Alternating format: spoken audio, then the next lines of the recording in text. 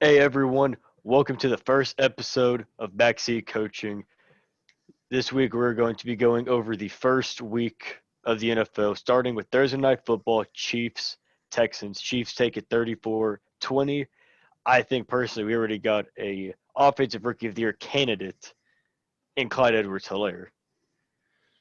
Yeah, Clyde really put on a clinic. 138 yards and one touchdown for rookie is not too bad, but I missed on him in fantasy because he went relatively early, which I honestly didn't expect y'all to use Clyde that much, as y'all were a huge passing offense last year. I 100% agree. I did not think Clyde was going to come out here and put up the game he did.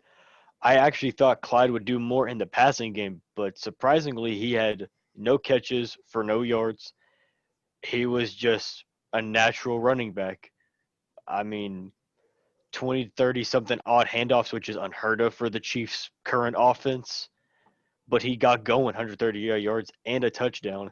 And I mean Uh, that's no sleep because Damian Williams was really good last year, but I don't think y'all handed off more than 15 times to him. oh, no, not unless the game was put away. We never handed the ball off, especially like we did against that game, against the Texans. So how do you think his actual season is going to pan out to be? Do you think that was more of a game one fluke, or do you think y'all are going? I wouldn't say fluke, but do y'all Yeah, think y'all are going back to more passing? Because we're definitely a passing Edwards did offense. struggle on the goal line. Like That's if he true, and broke quite out, frankly, he had plenty of that's open space. quite frankly the goal line struggle is because at the end of the day, the entire unit of the Chiefs' offensive line is not the greatest. Mitchell Schwartz, of course, is arguably the greatest right tackle in the league right now, but the rest of that offensive line, from left tackle to right guard, really hit or miss here and there. No Duvernay Tardif, he opted out for the season, so that offensive line has a lot of holes in it. But I I th- mean, I, I also still to some degree, it's also his frame. He's not a big running back. He's 5'7". In fact, as a football player in general, Clyde Edwards-Helaire is very undersized, but he packs a good punch.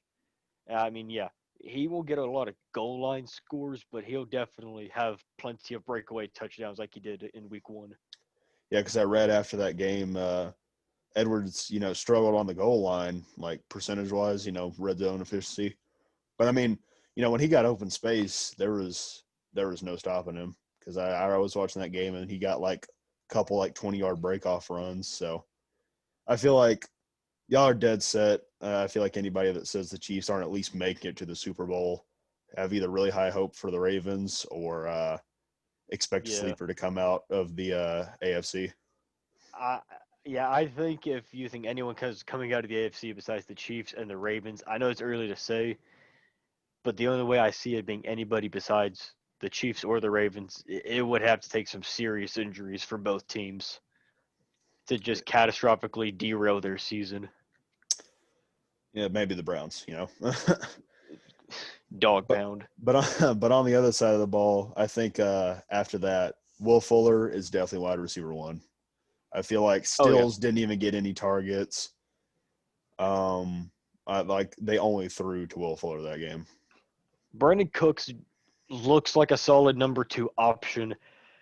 I don't think Brandon Cooks is ever going to get back to the form he was multiple seasons ago, mainly the Saints, which is where he shined the most.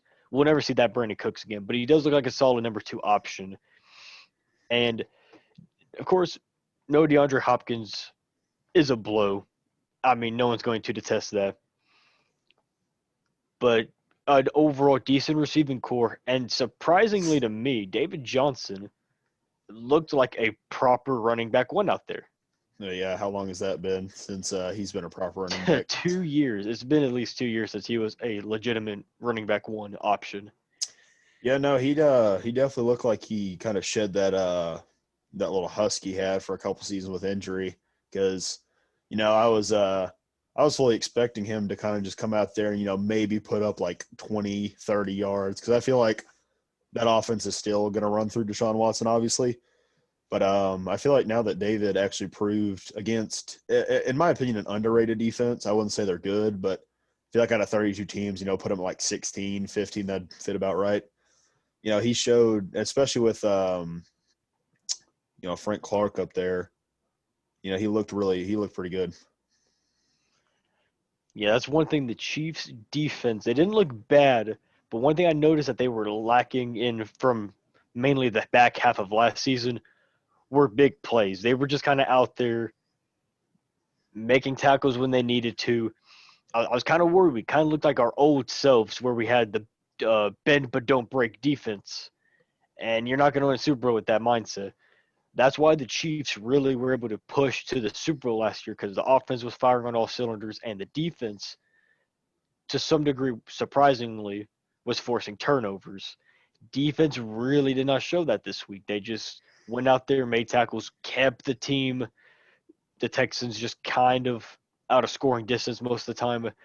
A couple sacks, I think, from Chris Jones, maybe, but like besides that, defense, at least to me as a Chiefs fan, was pretty lackluster. Not what I wanted to see.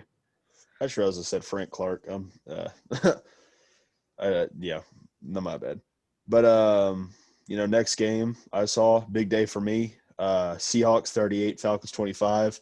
Mm. Russell Wilson came out there and put on an absolute performance. What do you have? 85% completion rating. Completion, just about 4 31 of touchdowns. 35, 4 touchdowns against. Dang. I think low key calling it early. Is this Russ's first MVP season? If it's not his MVP season, it would be blasphemous not to at least finally get him some votes. Yeah, Because the let's be fact that honest, he's had 0 votes in his entire career. like I know last year was the Lamar Jackson show, and kind of Christian McCaffrey as well. But I was shocked when I heard Russell didn't get a single vote. I was thinking surely he'd get at least like 2 or 3. And I mean that Seahawks receiving core, it's no sleeper either. It's You got finally you got coming together. Lockett. You got who? You got Lockett, and then you got DK, Metcalf, yeah, DK, and then they got Greg Olson, correct, to play tight end yeah. now. They have Greg Olsen at tight end. Surprisingly, he looked pretty good that first game. I was kind of worried. I'm not a big fan of older tight ends. Jason Witten over in Las Vegas now. I don't know how I like that. Yeah, Gronk in Tampa Bay was a bit Yeah, scary, getting only like 2 catches. No, but he was blocking pretty legit though. I think this is in my opinion, this is Russ's MVP year because he finally has good receivers. This is the first time in a long time that I can remember that he actually has at least a solid tight end. Because last year they played who? Will Dissly at tight. Yeah, Will Dissly and Jacob Hollister. I was about to say no disrespect to either of them, but they're not exactly, in my opinion, they're not even solid. They're like backup. They're backup at Yeah, best. they're good backups. They're I good feel tight like with, ends too. I feel like even an old injury-prone Greg Olson is still better than prime Will Dissly. I mean, yeah, you can't really argue that. Now the real question is how much does the Falcons defense hinder their season? Because Matt Ryan didn't look bad. Julio still looked like a star receiver. Even Todd Gurley had like 70 or 80 yards. Well, I'll say the Falcons' defense currently for this season, I am going to assume, is going to hinder them the same amount as it does every year, which is pretty much that defense is the Achilles of that entire team. They are the reason that they're kind of a failure. The Falcons come out almost every draft, and they try to draft defense, and a lot of times they bust. I I was not a big fan of, was it AJ Terrell? Is that the corner they picked up? It was either him Yeah, or I was about to say I don't even really know. I believe it's AJ Terrell. I felt like they jumped early on AJ Terrell. I thought AJ Terrell was the second round corner, and they took him pick 19. Just a few years back, they drafted Tack McKinley, Yeah, who, Tech McKinley quite is frankly, has flopped, has not lived up to a first round expectation. I was about to say It, he's more of just a solid player to come in every now yeah, and then. I He's a mean, good rusher, but he's his a zone he's a coverage, role player, but when you draft first round, you don't want a role player. You want your star. And which Tack was there not a there was a star. lot of first round picks this year, and hell, there's even a lot of second round picks this year so far with the the 1 week we've seen that they already look like they could cement themselves as very good players. Yeah, above average, better than just your typical role player, 100%. Tack was a bust. I'm not going to say they reached on him because he was projected to go first round, but he didn't turn out the way everyone thought he would. And I personally think they reached on AJ Terrell. I believe They drafted AJ Terrell. I So did not like that pick.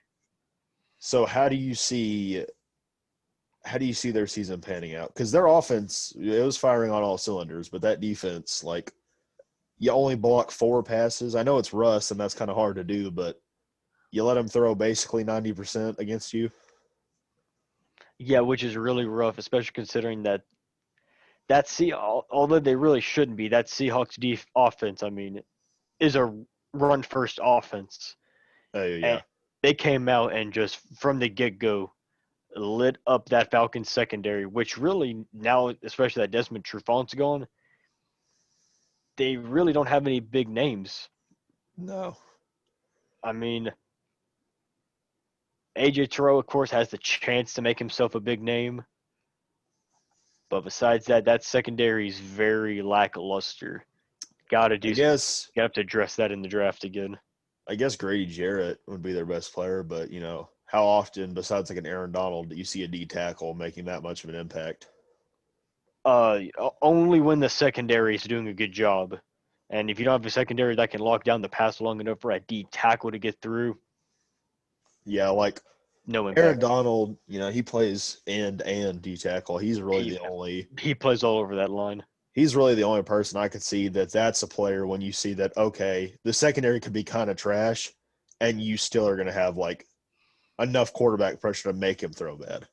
And that's just because Aaron Donald bullies every player that That's tries to because block Aaron him. Donald is like a tight end and 300 pounds and ginormous. Honestly, I've seen him. They play the Cowboys, and Oh, he manhandled Zeke. He hit Zeke with one hand and completely flipped him. and like practically threw Zeke back into Dak Prescott. Yeah, it was insane.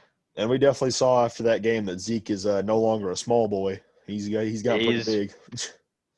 he's gonna have to slim down. Eddie That Lacy that, point two. that Eddie Lacy 2.0 is his new gut tattoo is a little too honest. Yeah. All right, now my favorite game to critique of this week, Bills win 27-17 over the Jets. Can we finally say that Josh Allen is better than Sam Darnold without it being an unpopular opinion? I think 100%. Sam Darnold, we've given both of them plenty of time. I still don't think Sam Darnold's necessarily bad. I think you got to blame a lot of his woes on On the receiving coaching, core. on coaching error, or lack of talented receivers.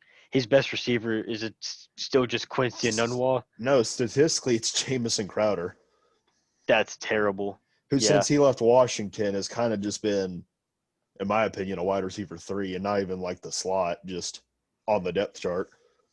and then another big one, Sam Darnold, not necessarily the most mobile quarterback, especially in today's standard, combined with a very lackluster, like bottom five offensive line, is a recipe for disaster. Not I to mean, mention, yeah, Le'Veon Bell is getting very injury prone now. which you can also credit to lack of a solid offensive line. He gets bullied every play. They hand the ball off to him.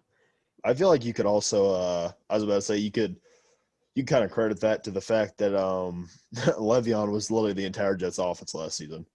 Like there was not a play that did not somehow involve Le'Veon. And it's good because that is their star player. But when you have an offensive line that's so bad, the defense knows that you just can't run it. And a defense and an offensive line, I mean, that is too bad to hold their blocks long enough to set up Le'Veon on a route. They're paying Le'Veon to They're paying practically do Le'Veon to nothing. literally just be a name in New York To do to nothing. sell tickets, and they can't even sell tickets. They don't. Well, they don't, and they can't anymore. But No one says that. No one's saying the Giants are good right now, but I still think everyone in New York would rather go to a Giants game right now. I'd much rather watch Danny Dimes Danny Dimes and exception than watch Saquon.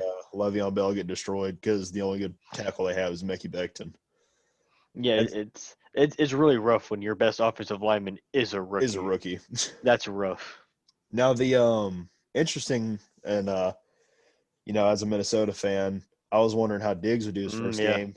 Diggs, in my opinion, Diggs didn't really show out. like 8 He just receptions for yeah. 86 yards. John Brown had more yards and a touchdown. And I think you credit that to the fact, at least in my opinion, the Jets secondary is very wishy washy, especially now that Jamal Adams is gone. They still have a good, pretty solid corner. I think fairly underrated in Brian Poole. I hope he gets up and gets out of there as soon as possible, just like Jamal Adams did. But you have to think, Stephon tore it up his entire career in Minnesota. So you have to think the Jets are planning that offense passing wise to run through Stephon Diggs. So they prepped for Stephon Diggs all week, and they completely forgot how good John Brown is. And John Brown goes out there. He does what John Brown does. He goes out there, hard hat, lunch pail, and he does his job. Now, I mean, that receiving core in general had a great game. But does John Brown getting more targets and having a better game, do you think that mostly falls on the defense guarding Diggs, or do you think that's just chemistry? Because, I John think Brown it's was wide both. receiver one last year. It's definitely both because Josh Allen and John Brown proved last season that they have an established chemistry, and then you throw Stephon Diggs in the mix. Every defense is preparing the ball to get to Stephon Diggs one way or another, and they're completely forgetting the connection John Brown and Josh Allen have. And like I said, I feel like this is kind of a similar thing with Robert Woods. People just forget how good they are. Yeah. It seems like whenever the Bills play, John Brown is getting left one on one, and half the time gets left open. And now Diggs is getting double teamed or whatever. And when the Rams play, they're double teaming Cooper Kupp, and half the time they're leaving Robert Woods wide open. Uh, People just forget how good they are. I don't know if it's they're overestimating Cooper Kupp and just Stephon Diggs' ability, or but it's every game they never try to lock them down. Yeah. Speaking on very good and established connection, and no one expected that the Browns would win that game, and the Ravens blew them out Oh no, 38 to 6. Lamar, MVP, showed up, did MVP things, torched the Browns defense, which, I thought the Browns could be pretty good this year. I still have hope for them, but, injuries are going to kill them because their rookie, he's already out with injury. Myles Garrett's finally back from suspension, so hope he stays there. But are the Browns, do you think they finally passed 500 after God knows how many years? there is potential. 2 years ago, I believe, was their 7-8-1 season, and after that they signed Odell, and everyone thinking, "Oh my gosh, this team is legit. This is the team to beat." And then they dropped off. What happened? They went 6-10, I think. Maybe It was yeah, bad. 6-10, 5-11. Everyone's like, "What happened?" You got worse when you added Odell Beckham Jr. to the squad. That was like a chemistry. I, I don't think the Browns are going to go over 500, and it's not because I think they've gotten worse. I think they've gotten better, but the problem is their division's gotten better. Yeah. The Bengals are not established, but Joe Burrow looked good. The Ravens are elite, and now the And Steelers the finally have Steelers, I was they about to got say, their the Steelers are finally quarterback. coming back up. They got their quarterback back. I mean, it's gonna be that division is pretty self-explanatory. I think it's gonna go Ravens, Steelers, Browns, Bengals, and if the Browns don't figure something out to jump those teams in a couple years, it's gonna end up being like Ravens, Steelers, Bengals, Browns, and the Browns are gonna be back to where they were just 4 years ago. I think that personally falls on to the fact that Baker Mayfield has had a new coach and a new play system basically every season. Yeah, you can't do that to your star Well, you quarterback. can't do that to a star who every single year since he's been in the league has got a new coach, ergo a new Yeah, playbook. Like you can't establish, a connection when you go from Hugh Jackson to Freddie Kitchens to Kevin Stefanski, who are all very different coaches. And I I will think that say though, I like the Kevin Stefanski pickup. I think that there's a good chance he's the coach Cleveland's been waiting for pretty much since the year 2000 kicked off. yeah, Stefanski was a steal considering that you basically picked up a coordinator and made him coach. So, some people would see that as, since he's not labeled as a coach, he'd be kind of underrated.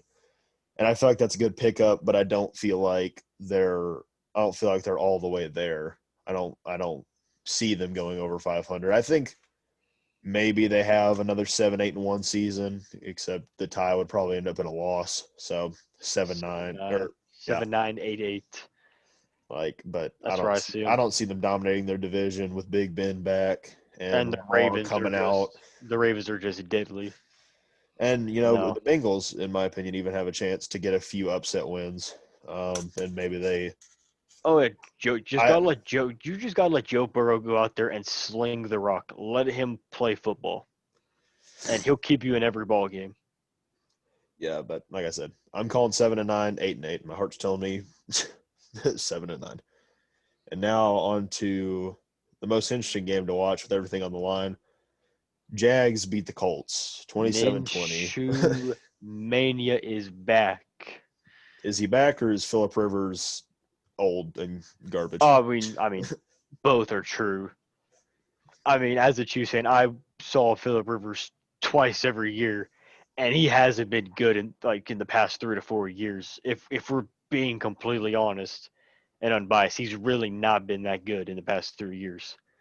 Now, do you see this as, arguably, I'd say Phillips' team, like his whole team around him, has gotten worse because he went from having Keenan Allen and Mike Williams and Eckler and Gordon in the backfield to having T.Y. Hilton, Marlon Mack, who is already injured, probably for the season. Actually, he is injured for the season. Yeah, torn Achilles, he's And then out.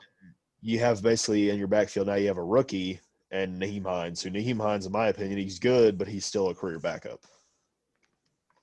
But that rookie running back is something special. They need to start now that Marlon, and I don't mean it in a bad way. Marlon Mack was a great running back, but now that he is out, I think this is the chance to give the reins to Jonathan Taylor. Let him become RB1. Don't try to split the ball with him and Naheem Hines. Although I like Naheem Hines, I feel like don't split carries. Let Jonathan Taylor go out there and do what he did 2 years in a row at Wisconsin.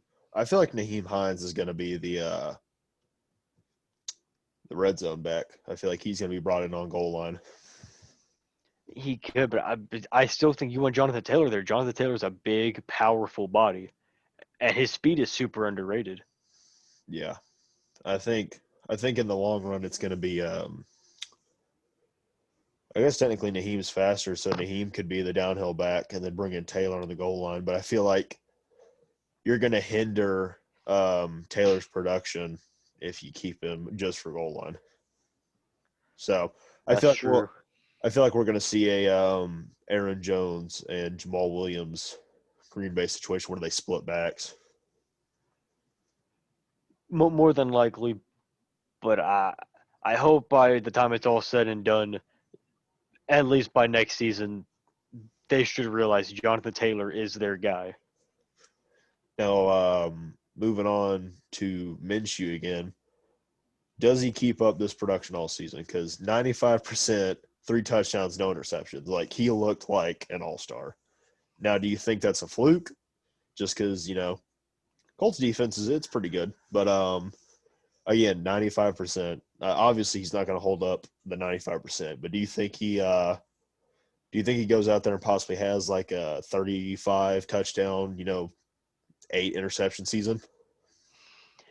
It's not out of the question because the start indicates that, but to a degree, I do think, and not even in a bad way, but I think this was a fluke game, and I mean that to the extent of success. I think Minshew will have a good year, and he'll have a bounce back year from the back half of last season because last season he started off looking pretty good when Nick Foles went out, but the back half of the season looked really rough and made you think that not the Bengals, the Jaguars would consider maybe trying to find a replacement somewhere.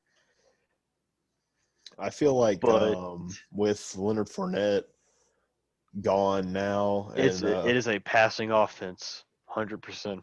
and I think personally that the Jaguars have the most underrated receiving core in the league because you have I've been saying this: DJ Chark, Day Westbrook, Keelan Cole, and Chris Conley and Chris Conley too. I should remember that as a Chiefs fan. because Ah, man, Chark has already established himself as a superstar. Conley is very underrated. I feel like he's if been if you sat down and watched those Chiefs games last year during their run, Conley got the ball. criminally I was underrated. about to say Conley got the ball pretty decently. Like him and Sammy Watkins basically almost split catches during games. He was So criminally underrated. Kind of like now in the Chiefs system, I think Demarcus Robinson is the new receiver who's criminally underrated. except in the red zone because he refuses to catch touchdowns. Yeah, But and then heartbreak on Sunday, the Packers and the Vikings. The Packers absolutely destroyed the Vikings secondary. To no one's dismay. I mean, I saw it coming. I feel like we had a good draft, but you're facing 21 to 24-year-olds against arguably a top 5 quarterback of all time. and I was about to say, I think did you start both of your corners? I'm pretty sure I saw Gladney and Dantzler out there. No, Gladney is on IR. Well, yeah, that sucks then. I know I saw Dantzler out there because Dancer he kind of got Dancer beat was up out on. there getting burned by Scantling and Adams. Yeah, but I definitely saw Dantzler, and I was like, that's rough. I believe our cornerback core would have been Mike Hughes, Holton Hill, and Dantzler on the field. Yeah, And that's terrible. At well, least you got two good safeties, Anthony Harris and Harrison Smith, of course. yeah, after that game, our oldest corner is 24, and when you put that against a top 5 quarterback, who, if you look at the Packers team, my opinion, they have the worst receiving core in the league. You have Adams, who's a certified star, and then you have Valdez Vol- Scantling who's and fairly Alan underrated, Lazard. and I, Lazard, who although is good, is to me not a starting caliber wide receiver. I don't think him or Scantling at all are starting caliber. Like Valdez I could Scantling for a I true could NFL see fan is underrated, but I could like, see come on. Valdez Scantling being a wide receiver three, a good wide receiver three. Wide receiver two though is kind of sketch. Yeah, and then Alan Lazard, he's basically a practice squad player. And in terms of just, if you looked at their receiving core and you saw Alan Lazard, unless you actually watch, you have no idea who that is. But I mean, I think Rodgers has fully solidified that he's not going to get farved, and he's not going to get farved in Green Bay. You Well, know, I don't think the Packers originally intended on farving him. I think they just I think what they did is they saw Jordan Love as this next young prototype quarterback that is developmental. I'm not going to say like Patrick Mahomes, but the same concept where this kid is just pure raw talent. So you're going to take a year, maybe in his case, 2 or 3, to develop him, mold him the way you want him, and then you're going to unleash him like the Chiefs unleashed Patrick Mahomes, and he's either going to flop or he's going to rain hell on the league. but a first round pick, is that really justified? I mean, I mean the Justin Chiefs. Jefferson I was mean still on the board. The Chiefs Like, did the same thing. I mean, it's just it just depends on what you think you have going there. Depends on how the level of raw talent you think you see. Quite frankly, well, I think that at the time when the Chiefs drafted Mahomes, that team was kind of in shambles, as in there was really no need for any certain thing because you needed everything, except a running back. But like a first round pick on a quarterback when Aaron Rodgers is old, but if Tom Brady can play when he's 42, you know, Rodgers is still 4 or 5 years younger. Like, I think I don't think Jordan Love will live up to his first round pick, and I don't think that they should have wasted one on him. that's something I can agree on because I do think there's a very good chance he could have been there round 2. I very well think he could have been there at round 3. I don't know about that personally because Jalen Hurts went round 2, He did? and Yeah, he went late round 2. and if Jalen Hurts goes round 2, then one way or another, Jordan Love's going to go round 2. I feel like though that they honestly could have stuck it out till even next year, um, and gotten a quarterback like a Sam Ellinger. Maybe take him first round, but I don't see them with needing wide receivers and needing defensive players that they're just like, yeah, let's draft a kid from Utah State that had 20 and 17. I mean, that's a fair point, but it's I think with the Love pick that came down to not necessarily statistical reasoning, more to just film. They saw something on film they liked, and you can't blame them for that because there was something on film every team liked because his film showed something that made him go from like what was originally I think he was a sixth round pick. He went fourth, and then they're like, this kid could be a third or second. And a couple weeks to a month leading up to the draft, they're like, this kid honestly has first round talent written all over him. Yeah. And it was the same thing with Mahomes. Mahomes went through he went almost through the exact same process. They were like, this is a guy with a big arm, semi mobile, good decisions here and there, sometimes really bad decisions. But as more film came out, he just all just based off his film climbed that draft board. Now, how does the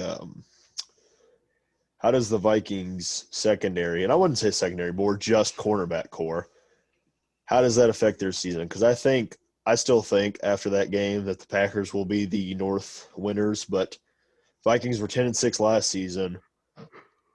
Do you think they stay? I think they honestly stay above 500, but do you see them slipping out of that number two, possibly wild card spot because of that? Because our defensive ends are good. Defensive tackles, in my opinion, don't have to be great. They just have to suffice. You just have to have a body there. Linebacking core is still really good, and our safeties are good. But, that – and could the cornerbacking problem, like I said, just be because Rodgers is so good? I think to some degree the cornerback problem, uh, it's still going to be a problem, but I think it got slightly over dramatized because of Rogers' skill. Rogers definitely took advantage of it and made it look worse than it probably is, although it's not a good situation. I will say that end of the first quarter, it was 7-3 Vikings. So, they held them. I think it's just Rodgers got into his groove with Adams. Yeah, And and then Adams just started tearing everyone up. I No, think no one could guard him. I think against the Colts, week 2 is really when they have a chance to prove if it's if it's going to be a problem, because I think Dantzler's going to sit due to an injury. So we'll probably see Harrison Hand getting reps, who is another rookie. I like Harrison Hand out of college at least, but then he's kind of one of those deals where I don't know if he's going to be NFL caliber, but I liked what I saw in college from him. So I think we'll see. I think until we get Jeff Gladney back, that cornerback core is going to be struggling. I feel like once Very we get true. Gladney into the mix, I feel like he'll probably replace Holton Hill as like the cornerback too. Um, I feel like once we get Gladney and Hughes going, that I personally say we go 10-6 again, maybe 11-5, because our schedule is pretty easy this season. I will wrap it up this game at least with the. I don't think you got to worry about losing the second seed because I think week one definitely showed that That the the rest of the NFC North is terrible. that the Lions Bears are still a slugfest for who's slightly worse than the other. Yeah, who gets to hold last spot in the North? Yeah, I don't think you got to worry about that. I think Bears and Lions both go under 500. I think the Lions do a little better than what they did last year, which was like what 3-13. No, no, no, no, four It and was 3. 12. No, it was 3-13. It was 3-13. Yeah. I think the Lions do a little better than that, maybe 5-11. But then I mean, all I can see the Bears doing is maybe 7-9, and then y'all are 9-7, maybe 10-6 again. Packers come out with 13 or 14. And then let's hop on the battle of the old heads, 240 plusers. Old man Brady on his new squad, and Breezes with his same old squad. Still chasing that second chip. I'm gonna be honest, straight out of the gate. Brady, if you're a Tampa Bay fan, you should be a little nervous. I get, communication's still a problem, new squad and everything, but Brady did not look good. He Oh did no. not look he did not look comfortable. He did not look uh, confident in his team, especially near the end. I think A lot of frustration between him and Mike Evans. I And think now Chris Godwin's going to miss week 2, so it's just going to be Mike Evans, really. I think Tom Brady is scared to the fact that he actually has receivers now that can run farther than 5 yards. And he actually has to put the ball out there. Because when watching that game, he threw a lot of passes to Scotty Miller, who's the Which were, yeah, slot, the and short routes. all they were was wide receiver out routes, or he ran a slant. Like, you'd send Evans on the fly, and then you'd have Godwin, hitting a post or a hitch, and then Scotty Miller just came right across the middle, and you'd always find Scotty Miller. And whether Brady likes to admit it or not, his arm is getting weaker, and you could see it. After multiple throws, he tried that out route again. Janoris Jenkins jumped it with ease, Oh yeah, and took that easy yard. and an easy pick six. I That think was that was a mixture of a bad arm, not a very powerful throw, and quite honestly, a pretty bad read. I don't know what Tom Brady was thinking with that throw.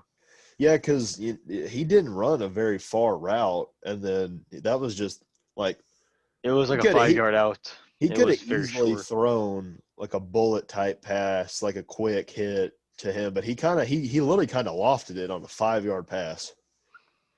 And I don't know if normally, his and intent normally in that was. route, when that route is drawn up, if you do plan to hit that route, you want to hit it, if not on the break, pretty close after the break. He waited till the receiver had ran the route, And was was just kind of standing on the yeah, sideline. was kind of getting towards the sideline, and then he really, like you said, he didn't really rip it.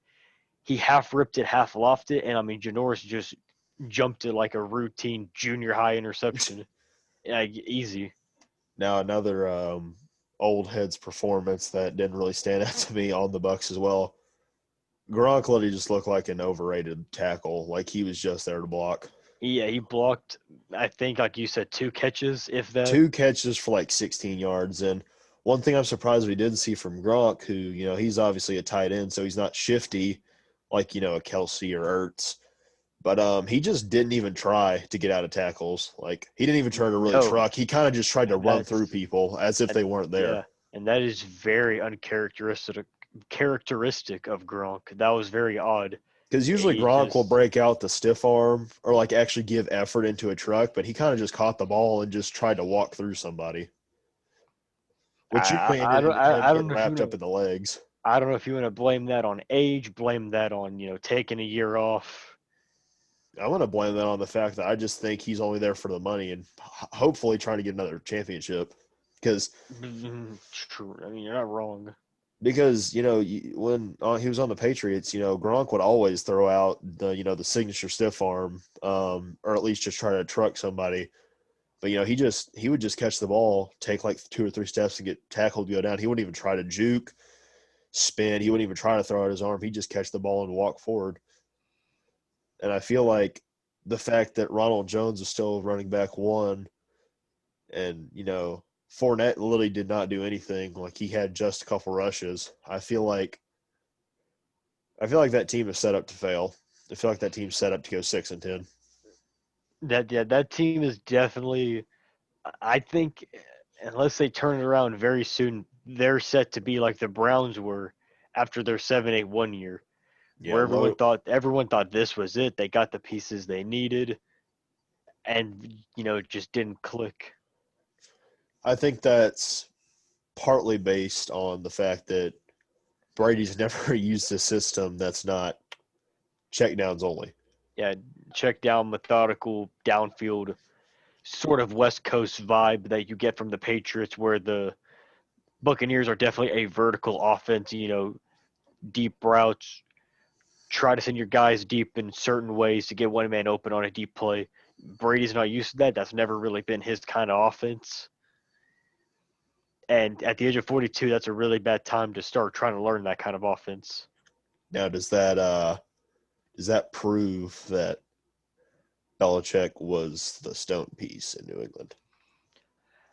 I think It was definitely a team effort. Belichick was the stone piece, but Brady was the perfect candidate to play the role in Belichick's offense. The perfect system quarterback. He was the perfect fit, and it just worked. Now, another there was a lot of bad performances in that game. Now that I think about it, Mike Thomas can't guard Mike, can't get passes because he didn't even have 10 that game. Remarkably slow night for Mike Thomas, who I believe is also going to be out for their game against the Raiders. Mike, there's a decent chance Michael Thomas will be out against the Raiders. Thankfully, though, I think the Saints are a team that could get it done against the Raiders even without Michael Thomas. The defense is very good. I mean, they in theory should have a field game considering the Raiders gave up 30 points to the Panthers. The Saints should have a field day even without Michael Thomas. Oh yeah, Mike Breeze Mike Breeze had a didn't look terrible. bad. He could have had more passing yards, but Breeze looked okay. He made smart reads for the most part. On a couple of chances where he could have made a big play for a deep touchdown, his throw was kind of shaky. It was kind of off mark. But besides that, he looked good. Good checkdowns to Jared Cook. Good checkdowns to Alvin Kamara. Smart checkdowns specifically. Yeah, no, that And entire game was focused on Camara, which didn't surprise anybody, obviously. But yeah, Breeze they kind just of paid the man. You gotta give him the ball. Sean Payton almost when play calling. It looked like he didn't want Breeze to throw for at least the first half. Like, Breeze was throwing short routes and he wasn't really letting it go until about the third. Like that entire first quarter was either Jared Cook got the ball or Kamara ran it. Yeah. I don't think the Saints have too much to worry about. I think they're going to be fine. Michael Thomas' injury is not serious. He should be back week 3. The only thing that could be bad is if week 3 he re-injures it, then you kind of, have your typical problem where is this going to become a recurring thing? Is this going to get bad? But, we got to see if that happens. I think he'll be fine, though. Yeah, and moving on to the battle of the NFC North basement, Bears Lions. What I saw from that game, Trubisky is bad, but he's not as bad as we thought he was. I was about to say, did he finally break out of the sophomore slump? I think he might have broke out of the sophomore slump, but I don't know even with that performance if he would have to do a lot to justify being taken, I believe, second overall. Yeah, over Patrick Mahomes and Deshaun Watson, who are now the Yeah, two most I don't. You know what? paid. Nothing about it. Uh, no matter what he does, he's not going to be able to justify being drafted over to Deshaun and Mahomes unless Deshaun and Mahomes both tear their ACLs, Unless they become one-hit wonders and Trubisky comes out in like his fourth or fifth year as like a god player, which I don't see that which happening. is yeah, that's just not going to happen. Speaking of players that are very bad, the Lions running backs. It's sad when Peterson's old head self is the best running back there, especially when they drafted a rookie in DeAndre Swift, who kind of choked the game for them. We're not going to lie. DeAndre Oh, busted that so hard. DeAndre Swift definitely definitely blew it. I feel like him crying in He, the locker room was justified. I'd be pretty ashamed of myself as an NFL talent, as one of the best yeah, running backs in the class to just go out there and straight miss. It wasn't even a contested ball. Like that was just an no, easy there's no turnaround pop prime. catch. It was right there. I think that was I mean, honestly, I think that was that just first those are game nerves. I those think are he was routine. I don't think you'll ever see him drop a ball like that again. That was definitely game one jitters, rookie game one especially. that I But believe. that was bad because that is especially for an NFL receiver, running back, tight end, whatever. That is a routine catch. You make that every time. Oh, I saw somebody talking about it. It's 100% true. You don't miss that catch as an NFL talent. You Like don't. if you are in the NFL, you should be able to catch a wide open ball. Wide open. Matthew And even hit him on a dime to a point where DeAndre he came to a stop and he still dropped the ball. yeah, that was not like an overthrow or anything. Like that ball just straight hit him straight in the hands, and he just dropped it. And what I noticed what happened was, and this is a thing that you learn if you ever are a receiver. You want to catch the ball before you think about your next move. And I think it's what he did without thinking about it, but I don't know why he did that because he wasn't like barely in the end zone. He was clearly in the end zone. He should have known he was in the end zone. But for some reason, as soon as the ball hit his hands, he started to turn upfield like he was going somewhere. You're in the end zone. There's nowhere to go. Catch the ball, secure it, take your touchdown. I mean, it's not like there was anybody around him either. No, he was not contested. I don't know his mindset.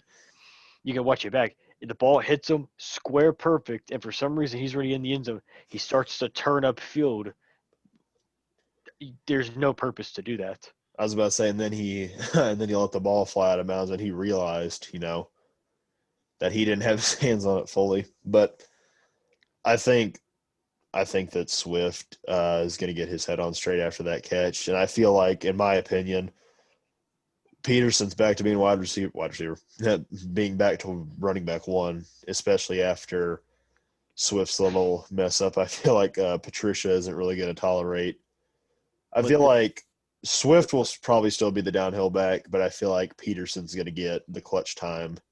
then this brings up, at least to me, a very important question because we can't just ignore the elephant in the room. Where does this put on Johnson? It wasn't like he was a slouch halfback. He was a solid running back. Not the greatest, but he wasn't bad. You draft a running back pretty early. You sign Adrian Peterson, which was kind of an off the wall move. I was very shocked the Lions of all teams picked him up. I'm glad they did.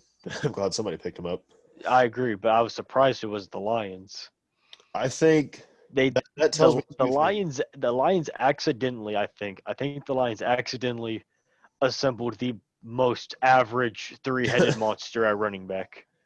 Yeah, you got a rookie, you have an old head, and you just have an average starter. It's just like What this tells me with that situation is either, in my opinion, someone in that room's getting traded, or they expect like Carry On or Peterson to get hurt. That's what that's telling me. Those are the they're two things preparing for the five. they're preparing for the future. Is they're preparing for, well, yeah, Peterson's on a 1 year, and I doubt he'll get re Or signed. what you see with what the Chiefs did before Damian Williams established his dominance. You have your three running backs, same shtick as the Chiefs. The Lions are a passing offense. That's their bread and butter. That's their thing. What you do is, and the Chiefs did this where Damian Williams won, you have like 2 to 3 backs that kind of battle it out all season long, and eventually you have your starter. The Chiefs, quite just, you could say they only had 3, but they kind of had 4. They had Damian Williams, they had Darrell Williams, they had LaShawn McCoy, and they had Kareem Hunt still would have been there. no, not Kareem. Uh, he was a young guy. Either Last way, name running back four. Last name Thompson. Yeah, running back 4. He barely came in. He wasn't that great, I'll be honest. He kind of got pushed out of that 3-man conversation pretty early. But it came down to Damian Williams, Darrell Williams, and LaShawn McCoy. And Darrell pretty quickly just became a power back, and it came down to Damian and LaShawn. LaShawn was just older. He was kind of getting injured here and there, and Damian Williams was very consistent. He actually proved that he was a receiving threat as well, which was perfect on a receiving offense. And I think that's what the Lions are trying to do with their running back and why they drafted Swift. Because you can argue Swift was the best running back in the draft. I would disagree. But you could make the argument between either him or Clyde, who's the better receiving back. Well, Clyde was already taken by the Chiefs. So at that point, it is very obvious the best receiving back left is DeAndre Swift. Yeah. But I feel like they're preparing for injury or someone's getting traded. I think you could get a couple picks out of On because Because he's I, still young and he's not bad. I don't see, unless, It would be weird to trade Adrian Peterson, and I don't think you would get much for AP. And why trade a second round rookie? oh, no, It's yeah. probably Carry On. I see, I honestly see Peterson I don't see him getting re signed. So I think either They're preparing for injury, which Kerryon Johnson did struggle a bit last year with getting injured, but maybe they honestly just brought Peterson in for veteran leadership. And he's not a bad running back. Like he's still just average nowadays, but No, and that he kind of shocked me because when AP when he got kicked out of Minnesota, I believe first stop was the Saints. was it the Saints or was it the Cardinals? I think his first pit stop was the Saints, and that did not last very long. It was because they had Murray in the backfield and Murray easily beat him out, so he was cut and the Cardinals signed him for the year. And then on the Cardinals, he didn't really do anything. So when I see him on the Saints get cut, him on the Cardinals doing nothing, kind of bench warming, I was thinking Adrian Peterson was going to be done very soon. Then the football team picks him up. And the football team. The football team picks him up, and then he starts playing ball again, proving he could play a couple more years. And Detroit is trying to cash in on that. Is it not PC to say the Redskins anymore? Definitely not. No, I definitely think the Lions brought him in to have veteran leadership to someone like Swift. And, with Kerryon Johnson having a half injury prone season, I feel like that pickup is, got him for cheap and he can mentor DeAndre Swift. Speaking on getting someone for the cheap, Cam Newton on the Patriots, $1 million contract. Oh, yeah, you want to talk about cheap. That dude basically signed a vet minimum, and he's still arguably a top 15 quarterback. If you take injuries out of it, if you turn injuries off, he's top 10. He definitely showed that he doesn't even need an arm to cash in because he just had 2 rushing touchdowns, which, with the addition of Van Noy and Byron Jones, I'm thinking at first before he got signed, I was thinking, okay, Jarrett Stidham versus the Dolphins defense. Give me the Dolphins dub all day. Yeah. But, Cam got there, and I was still like, they only really have Edelman. I couldn't even tell you they're 2 and 3 receivers. And then they have James White and Michelle in the backfield. They still have – one is definitely N'Keal Harry. Yeah, but, he was so injury-prone last year. I don't even know where he'd be on their wide receiver chart. And I saw the because Patriots defense really didn't lose anybody. I think they had Trevathan sit because of COVID. Yeah. But other than that, they still had Gilmore. They still had their good D line.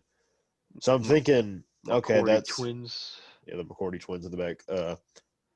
So I'm thinking, it's still probably going to be the Patriots dub, but Cam really came out there and showed that he's still worth that contract. Which I think the reason Cam took the $1 million deal is just build up his ability to get a contract next season. Yeah, I feel like he's literally just chasing the bag right now. He took small contract just to get out there on a good team with a good system, show that he is still a top-tier quarterback, and then next year he might get a bag with New England. If not, if he plays like he did to against the Dolphins, someone will be willing to drop a bag for him. I feel like he's chasing another 2 to 3 year contract.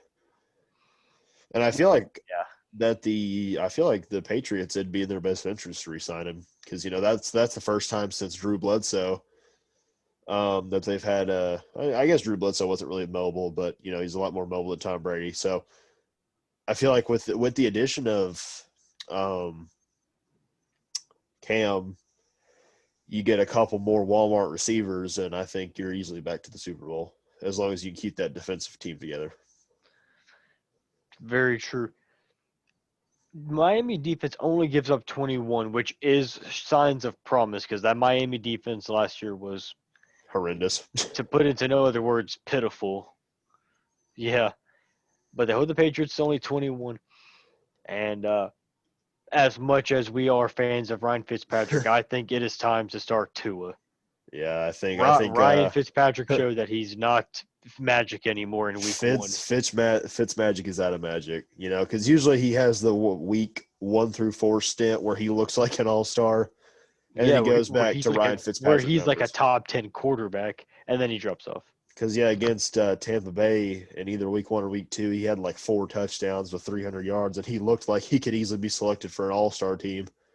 And then with that week 4 deadline hit, he was just back to being a subpar at best.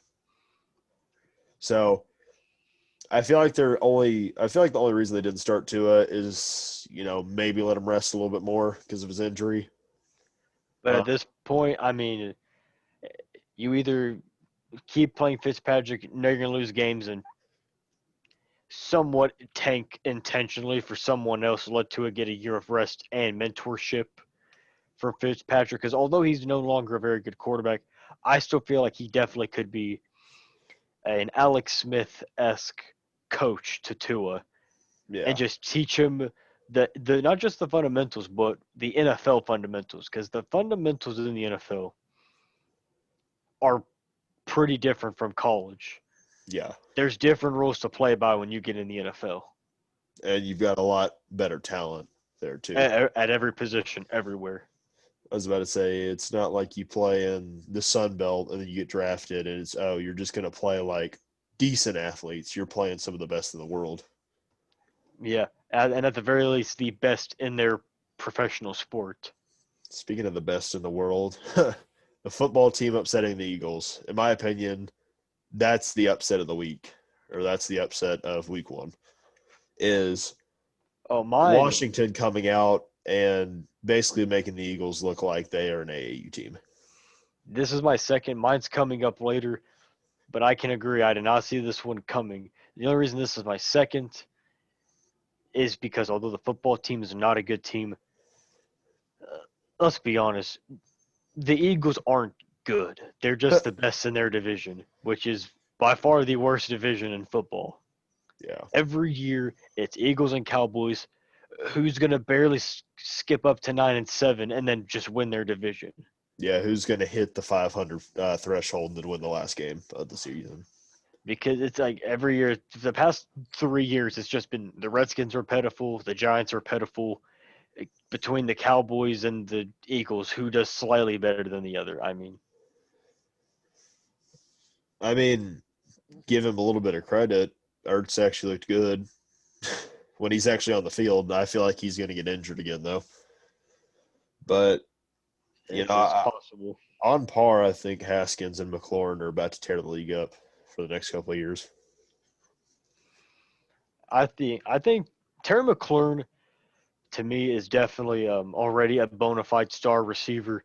Dwayne Haskins still has some proving to be done, but this was a very good first impression for me.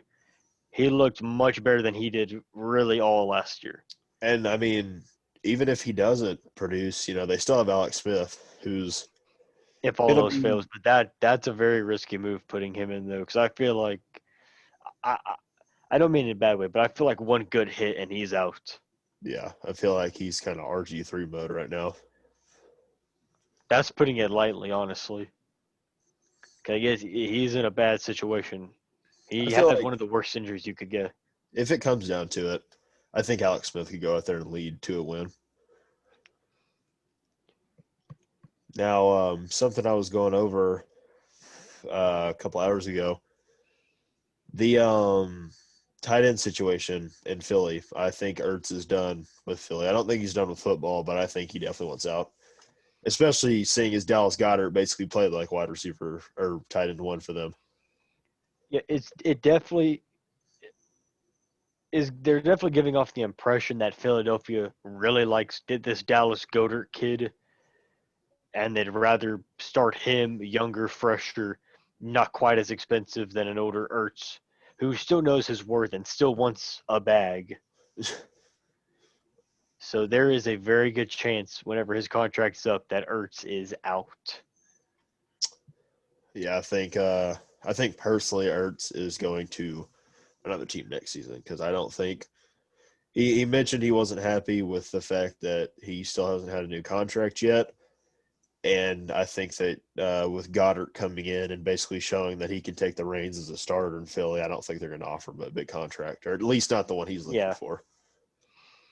because tight end is one of those positions you really don't want to break the bank for unless you have a Travis Kelsey out there who's like another wide receiver, or if you just have an all around stud like George Kittle.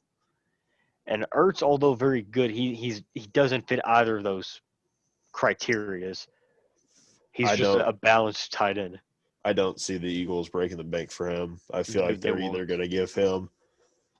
I feel like he's on par to maybe get 7.5 per year, but I think he's looking for like a 10 to 15 per year.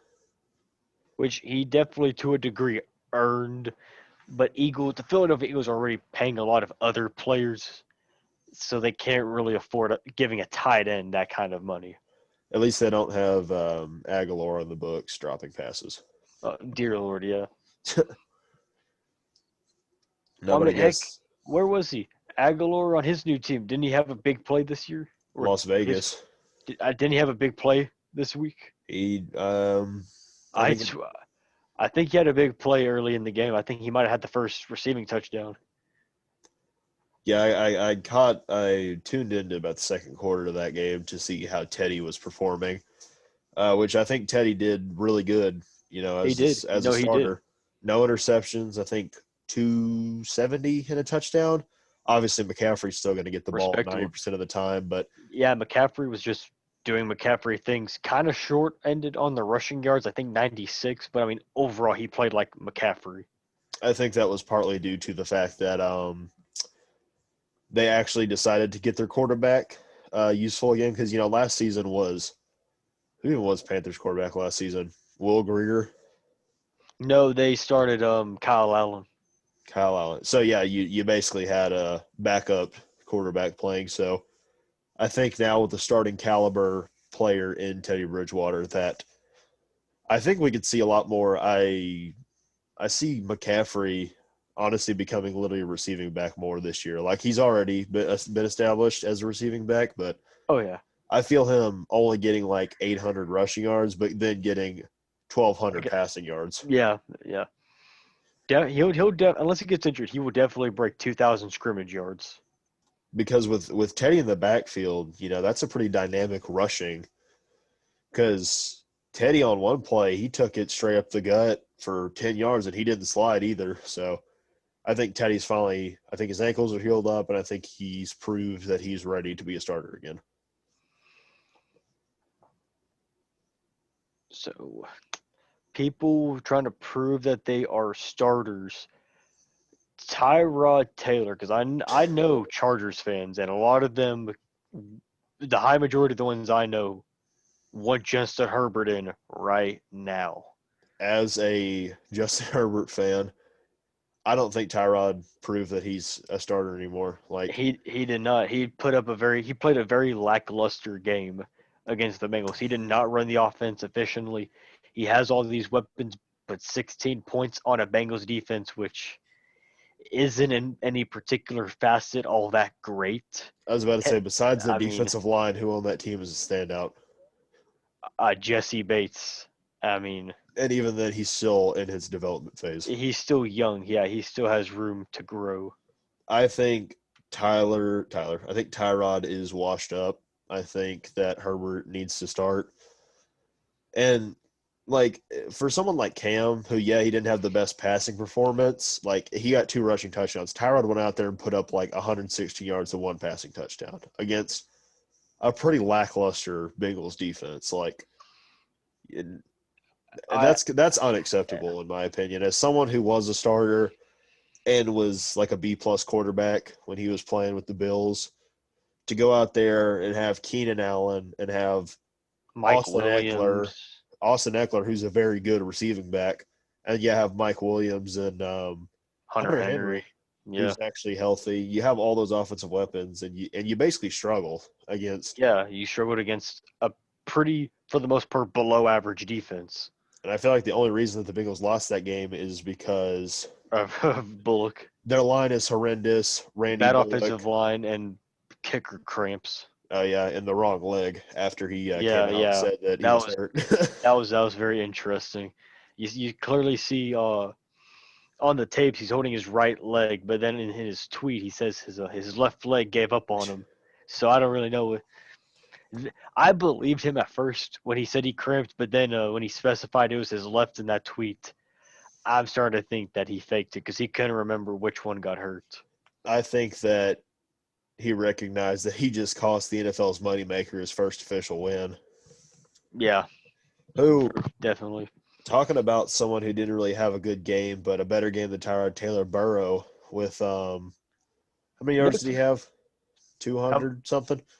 200. He ran the ball really good, but that's also because he had to run the ball a lot because that offensive line wasn't giving him a break.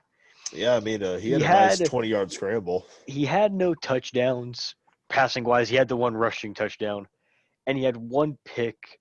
But if you look at it, that was like within the last 7 minutes of the fourth quarter.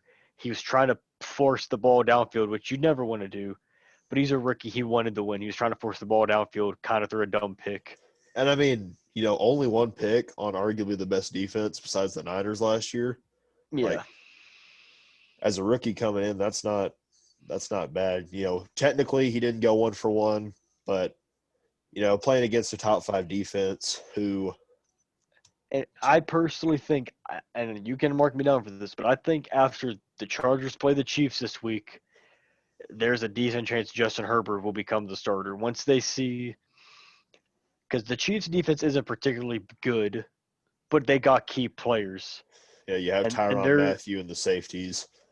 and And Chris Jones, Frank Clark on the line, but you're gonna see Tyrod in a way similarly struggle as he did against the Bengals defense, but then you're gonna see the big difference because instead of seeing a 16-13 close win because your defense had a great game, you might see 16 points again, but you're going to see like a 16 to like 31 loss because your defense there's no defense in the league right now that can keep up with the Chiefs offense, yeah, especially now that we can tell that Clyde is not a slouch running back.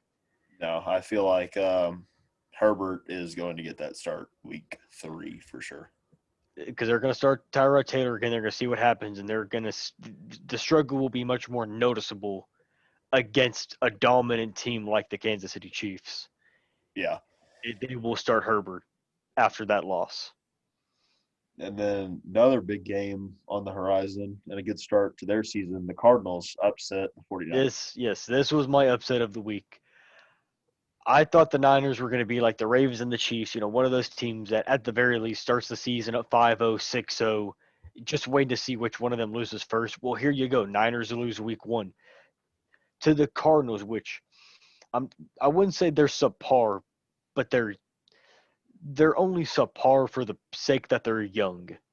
Yeah. They'll definitely be good in a couple years, but right now they're still not particularly good. And the Niners still managed to lose to a developing team, developing quarterback, uh, de- Christian Kirk. You have one developing wide receiver. They're about to have to draft another one because Larry's going to retire soon. So you got to get another wide receiver in there. Kenyon Drake overall, so a young running back. You got Isaiah Thomas, or not Isaiah Simmons, Buda Baker. Pretty much that entire defense is really young. Byron Murphy's super young, and then you have Chandler Jones kind of thrown in there, but that's whatever. You have a very young team going against an established, bona fide superstar team in the Niners, and it seemed like the second George Kittle goes out with his injury, or he starts to slow down, I should say, because of his injury, the Niners start to flub. They start to just goof the game away. Yeah. Now, how do you see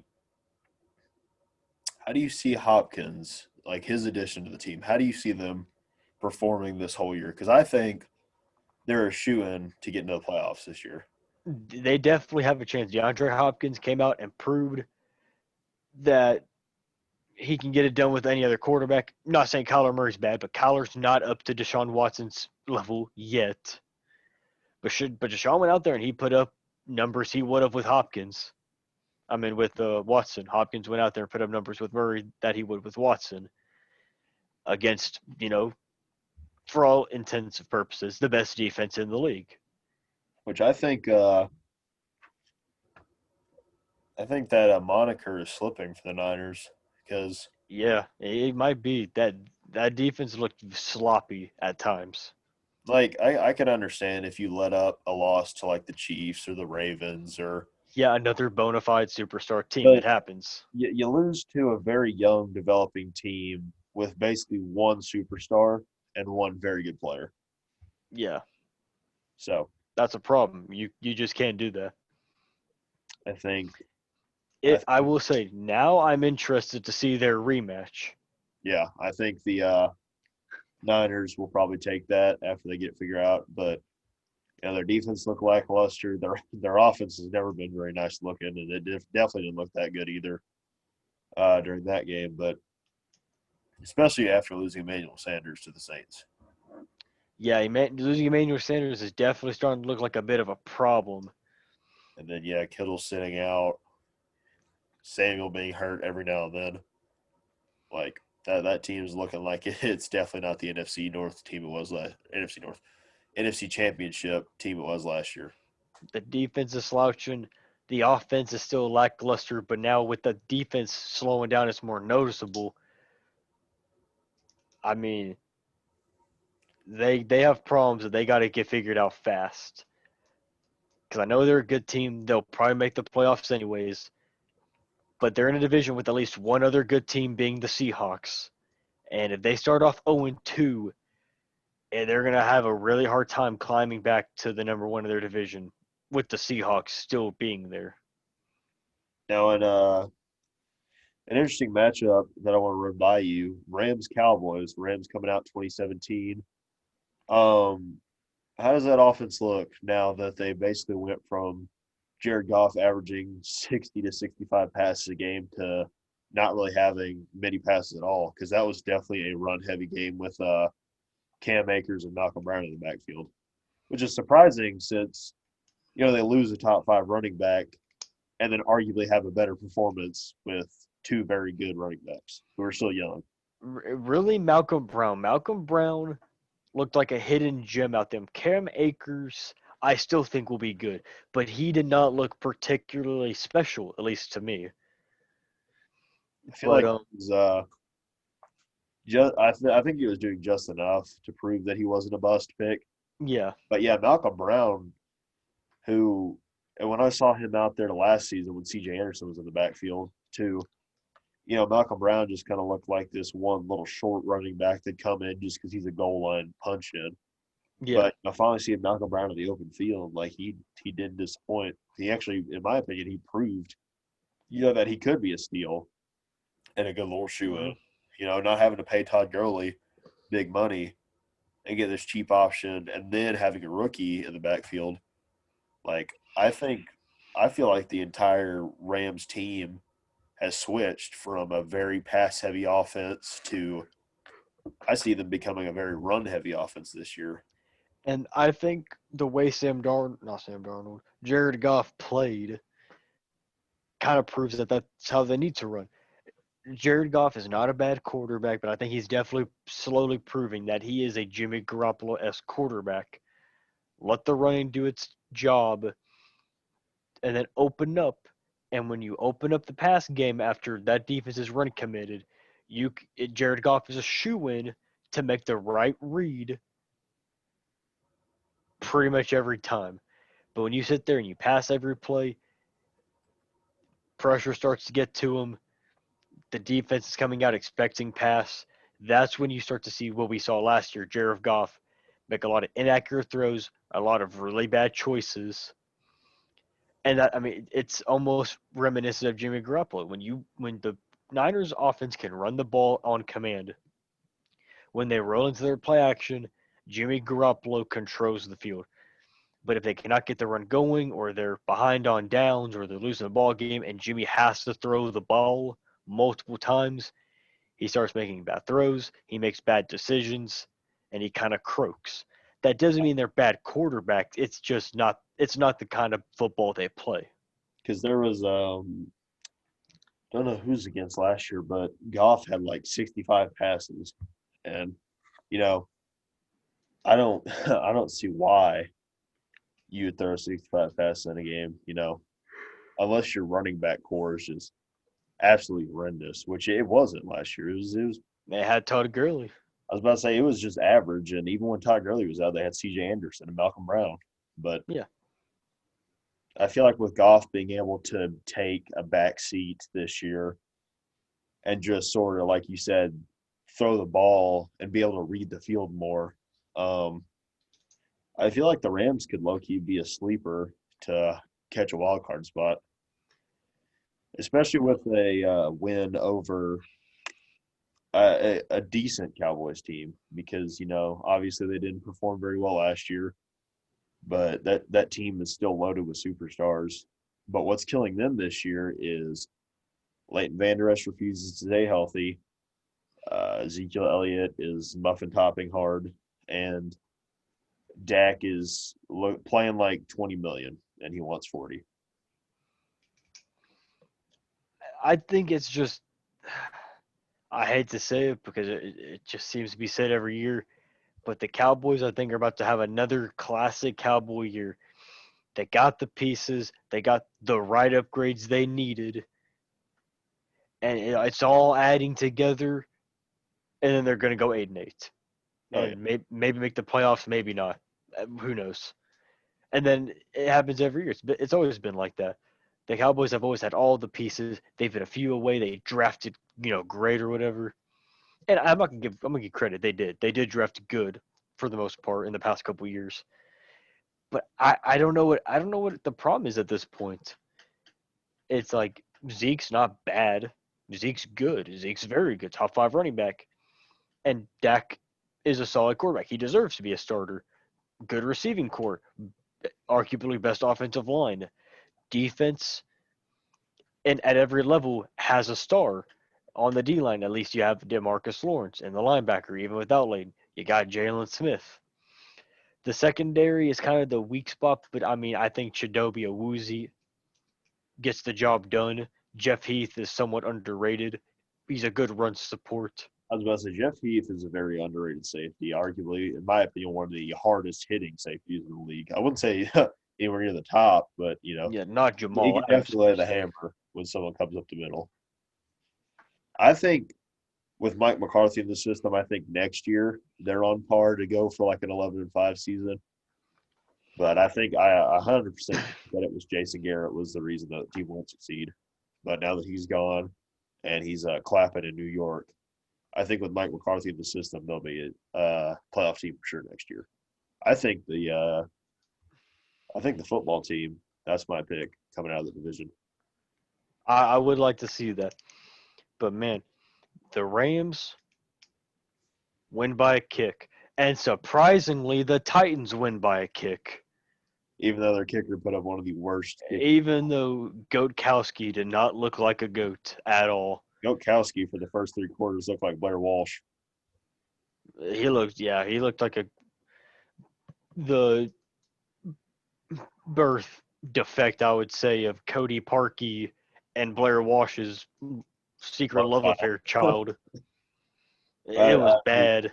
he arguably saved his job with that last field goal. Even though I personally wouldn't save his job and I'd personally cut him. I personally don't think his job is saved. I think he is definitely in the hot seat. There's no way you miss a PAT. You go 1 for 4 on your field goals, and you're not in the hot seat. The only reason he's not cut already is because is the kicking market is very, very. is be is because his name is Stefan Goskowski. I was about to say, and he has some history behind that name. But I mean, I have a feeling that I think the cut might be coming soon. I don't know if he's going to survive a whole season in Tennessee. And arguably, what really kind of threw me for a loop is the Titans' offense was very, very slow in that Very game. very slow. Not really good either. Derrick Henry Derrick he Henry had 100 he yards in was scrimmage, he but no wasn't touchdown. bad, but it's not what you expect from Derrick Henry. I was about to And say he had 112 yards of scrimmage, no touchdowns. He was basically only getting like 3 yards of carry for most of the game. Like he was literally just running into the back of his offensive line and pushing them. AJ Brown barely got targeted.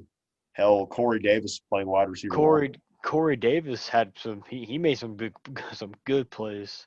But yeah, that team looked very They just look very slow, especially with you know, Chris Harris Jr. out of the loop, Von Miller out. I expected them to put up 24 to 30-ish points. But then on the other end, you can talk about Stefan Goskowski missing his kicks, and you can talk all about his redemption game winner at the end. But I think the big factor of the Titans' win isn't even his redemption kick. I think it was just overall the Broncos' lackluster offense. Yeah, Drew Lock didn't look bad. Noah Fant looked great. I don't know why he stopped getting the ball second half. He had a great first half, and then they never looked his way in the second half. Jerry Judy had some great plays, and then he had some pretty bad plays. he had some DeAndre Swift moments, He had some wide open catches and I that think he that dropped, which I think is that's 100% first game jitters. that has to be because Jerry Judy was one of the most sure-hand receivers in college football. In fact, most would say he was the most sure-handed receiver. So seeing him, I think he dropped two like easy catches. I know Uh, one was a slant route that he dropped on the cut, and I don't remember what the other one was. but yeah, I think he dropped two pretty easy ones, which is But very uncharacteristic of Jerry Judy. in And my I agree, opinion, that's just first game jitters. yeah, but in my opinion, I still think Judy, in my opinion, is the best wide receiver in that class. Like, Oh yeah, he I had the agree. two drops, and everyone and their mother was criticizing him after the game, like, "Oh, Judy's so supposedly this great receiver, and he comes out and drops two easy balls." Swift dropped one that was a lot more important. Yeah. Um, and Ruggs had a decent game, like I think It's six. one of those things where I think the Jerry will come out as the best receiver out of the draft. It could be CD if the Cowboys find a way to use him more. I think he had one catch all game, although it be it for like 30 something yards. He had a big catch, Yeah, it was. only one catch. I think I think the Cowboys are going to criminally underuse him because their receiving core is already very good. Yeah, they already had Amari and Michael Gallup. Quite frankly, as everyone had stayed during the draft, the only reason the Cowboys took CD Lamb was because he somehow dropped to their 17th pick. I was about to say it's because he was there. Yeah, they probably had no intention of drafting him, but they were like, oh, he's actually here. Interesting. It's like if the Grizzlies would have got the first pick this year. Yeah, You don't pass on someone like a Zion Williamson if he's there. yeah. Even though you have Jaron Jackson, who is not bad, he proved to be a good pick from two Yeah, years ago. it's you're not going to pass on that kind of talent Yeah, or that kind of hyped up talent if he's still there to get picked. Speaking of hyped up talent, Benny Snell, running back one, in my opinion, yes, because James Conner refuses to stay healthy. I think Benny Snell. Ooh, how do I want to go with this? I think Benny Snell is not going to be bad, but I think you're crazy to expect him to perform the way he did this week on a consistent basis. He's not going to put up those numbers every week. He's just not. But do you see Snell taking that job from Conner? Uh, to be honest, no. I think Connor's definitely a guy. As soon as that injury is up, as soon as he gets the green light, he's starting that week. Yeah, There's no question. but that's Unless the Benny thing. Can Snell he stay put healthy? up, unless Benny Snell put up these numbers every week, I don't see how else you don't start James Conner. But that's the ultimate question: is can he stay healthy? If he doesn't stay healthy, that's where you got to look at the big picture. Connor can't stay healthy. Well, we have this Snow kid. Okay, is he good enough to be a running back one? Eh, don't know about that. So if James Conner doesn't stay healthy, simple formula goes back to the dawn of time. You let Benny Snow run the ball, do his thing all season long. First or second round, you take one of the best running backs in the draft, and you move on with your day. Yeah. I mean, it's been done since the beginning of football. That's just how it is with the running back position, at least. Do you think that they could probably snag Travis Etienne from Clemson? That all depends on his stock. I think Travis Etienne will be the best running back out of the draft. There are some, sleepers. There are some other people that are very good, not necessarily sleepers, that could take it from Etienne. But I think Etienne controls his own fate. As long as he does what he's expected, he will be the number one running back in the draft. The only way he drops really is if he underperforms. I don't think anyone overperforming will necessarily put them over Etienne. It'll really just come down to if he underperforms. And if he stays healthy, like And yeah, his health. as long as he stays healthy and at least even just has a subpar year, he's definitely shoo in for first running back taken. But Oh yeah, I think Big Ben out on the field looked good, he looked great. I was surprised. He looked great. He looked his elbow looked perfectly fine. which I think some Steelers fans were dreading the day he got back on the field, come thinking he would re-injure it. But He post did game, not. Yeah, he looked good. He distributed the ball very well. Juju looked decent up until the end. He finally got a touchdown, although it's kind of a gimme touchdown. It's not like the Giants were kind of clinging on to straws when he got that touchdown. But he touchdown's a touchdown. You take that. I was about to say the stat book doesn't care how you got it. True. Deontay Johnson looked amazing. Yeah, for someone who's kind of, I wouldn't say unknown, but if you're just casual NFL fan, you have no For, idea. for for a guy, as far as most people are concerned, he's the third receiver behind obviously Juju Smith-Schuster and then James Washington.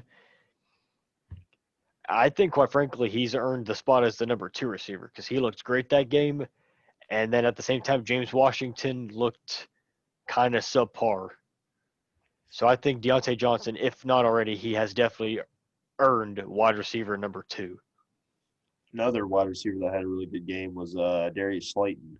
Had a Yes, Darius Slayton, I think, is criminally underrated as a wide receiver. I think last I don't year, know why he is, but well, he did good last year. He had a great year last year. I think the reason he's so underrated is because he played on a poor Giants team last year That was run heavy. that was run heavy, and last year we can all agree that Daniel Jones is very bad last year. So Yeah, you he know, he had that one really good game against the Buccaneers with the game-winning touchdown, and then yeah, after that, but even then, Slayton still had like 800 yards and 8 touchdowns, and yeah, you really didn't he hear looked any buzz solid. from him coming into this year. But I think Slayton has solidified himself as a wide receiver one, and I feel like he's going to get a large amount of cash whenever he becomes free agent. If the Giants don't resign him, which their cap situation, I don't see how they don't resign him. Very true, and it's not like he's very good wide receiver, very underrated.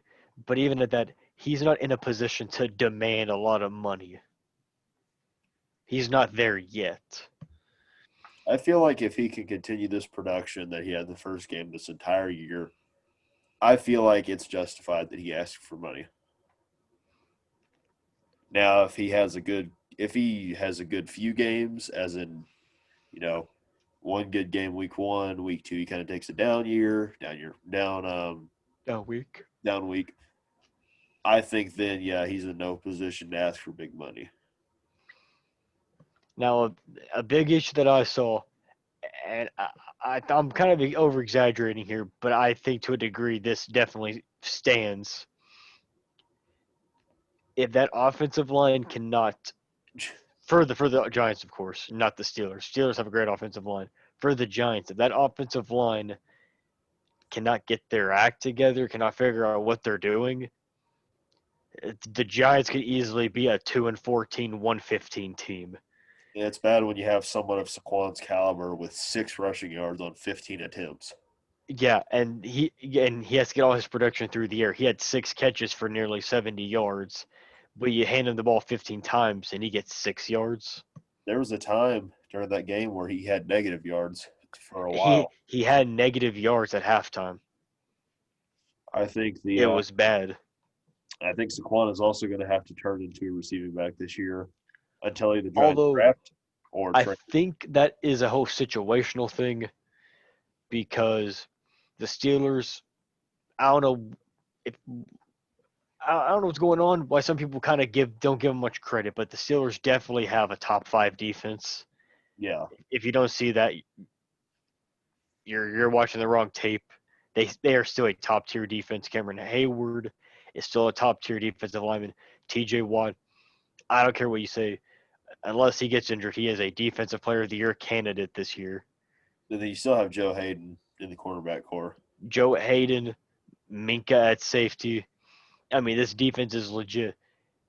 And you saw them swarm Saquon. I will admit that, of course, comes down to the Giants' offensive line struggling. But I think Saquon struggling as bad as he did came down to situation. Whereas you mix a bad offensive line with a really good defense, at least at the bar none, you can say a very good front seven when it comes to rushing. Yeah, They have a very good run stopping defense. So I don't think we're going to see Saquon have this bad of a performance rushing again. But if that offensive line doesn't turn it around, I mean, it's not crazy to say Saquon's not going to finish as a top 8 rushing running back. yeah. Through the air, Yeah, it's a different story, but yeah.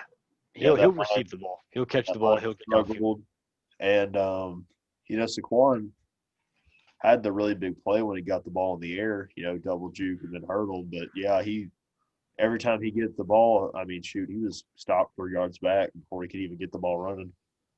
And it wasn't your typical, where one guy, beat his gap. It was the entire front seven was on him the second the ball hit his hands. Whether they're blitzing or not, as an offensive line of 5 guys, that is unacceptable. Yeah, You cannot have 3 different people hitting the running back the second he gets the ball. That's just unacceptable. yeah, no, but I think that'll wrap it up for the first week analysis. I saw a lot of good things and I saw some bad things, Saw but some bad things. I think we're gonna have another good football season. So we'll I will say this. I thought I was excited last year, but so far this year, I am very excited for the rookies. I like a lot of rookies right now. I like Clyde. I like Joe Burrow. I think Jerry Judy, of course, has some things to work out, but he's going to be good. J.K. Dobbins on the Ravens. We didn't even talk about him, but he had 2 rushing touchdowns. and then you have Caleb on Chason had a good game, Yeah, and I can't put his name. Cornerback from Florida, he had a very good game. C.J. Henderson had a great game. Jay Yes, Henderson had yes, the he did. game-winning deflection. You could arguably say. That's a hot take right there. It's only week 1, but based off week 1, I think C.J. Henderson looked a little better than Jeff Okuda did. Not saying Jeff Okuda played bad, Yeah, but I think CJ played a little better than Jeff Okuda did, at least week 1. yeah, and I think that's probably due to CJ having a bigger moment in their game. He had a bigger impact play. Jeff just kind of went out there, did his job, played football. Yeah. Now, But but I mean, I think that wraps things up. So, like I said, we'll be back next week to keep clowning on the Eagles. yeah, be back with week 2 analysis next week. We'll keep y'all in the loop. This is y'all's backseat coaches. We'll see y'all next week.